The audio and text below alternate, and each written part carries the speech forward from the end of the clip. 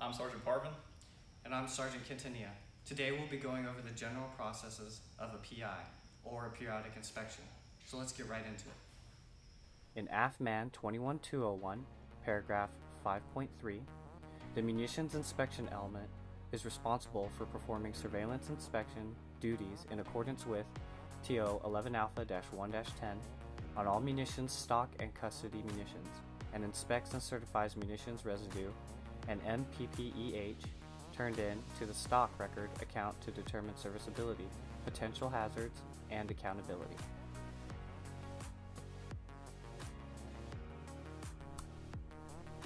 Now in 11 Alpha-1-10, paragraph 2.5, the purpose of a PI is to provide a high degree of confidence that munitions have not been adversely affected by the environment, storage conditions, age, or use by identifying defects that may reduce reliability and or require corrective actions.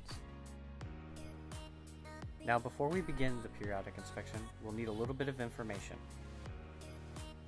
We will be filling out an AFDO IMT Form 102.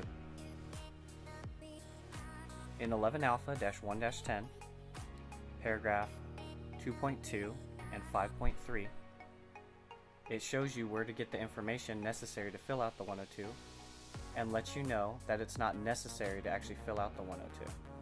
You're authorized to use direct input into CAS, but it is highly recommended that you fill out a 102 for every inspection so you do not leave anything out. In paragraph 2.2, it goes over exactly where you will get the information from what databases.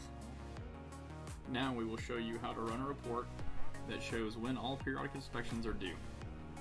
First, we will log in to Combat Ammunition System, otherwise known as CAS. Then we will schedule the report. The next step is to view or print the report. Let's pull it up to view the due date for our specific asset. We want to review this report to verify the asset due is what we have on hand. Okay, so we have 731 in quantity, and we have that same amount right here, 731 for the entire lot. Now, we're going to take that 731 and do as it says right here for this table, which means we have one container, so the sample size is going to be 1. And then we're going to divide the quantity in the lot and the QUP, apply it to D, and obtain the required container sample size, which means our 731 is going to be fitting right here, which means we need 32 rounds.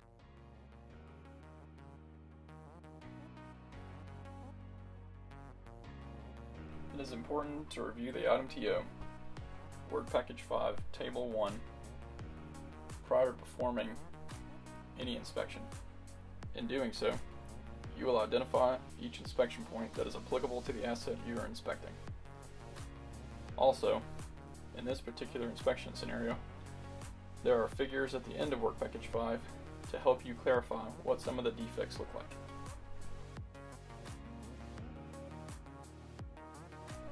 In this portion of the PI process, we will be using the item TO, Work Package 5, Table 1, classification of visual defects to inspect the ammunition. We are looking at the cartridge case, cartridge primer, bullet, and links. We run through each of these inspection points all at a glance for efficiency. We are only looking at our lot sample size, which is 32 for this inspection. If we were to find any defects, we would set these assets aside and continue our inspection. Once the asset has been repacked, we are performing the final lookover using the Special Packaging Instruction, or SPI. This is our final step before we head back inside to complete the computer portion of the inspection. Along with the SPI, we will also be utilizing MIL Standard 129, paragraph 5.14 for ammunition and explosives.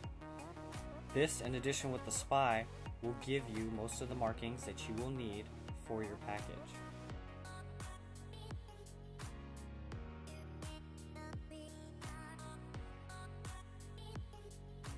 Now that we're back at our desktop, let's go ahead and go into CAS and update the periodic inspection. We'll be going to Inspection Screen AM605 Alpha, Inspection History Maintenance. Our action will be to load. For now, we'll put the type of asset as all. We'll input our NSN, lot, and condition code. After we hit submit, on the next screen, we will verify the quantity that we inspected. We will be loading the PI against the entire lot. So we'll put in the quantity of 731, and we will hit submit again. The next screen, we will be filling out the inspector name. We will click to put down what type of inspection we are doing, and then we will put in the remarks. The inspection remarks will consist of the PI being complied with in accordance with 11 Alpha-1-10 and the item TO. No visual defects were noted, and the next PI is due June 2029. Not all inspection remarks will look the same, but you want to try to have yours set up in a similar fashion.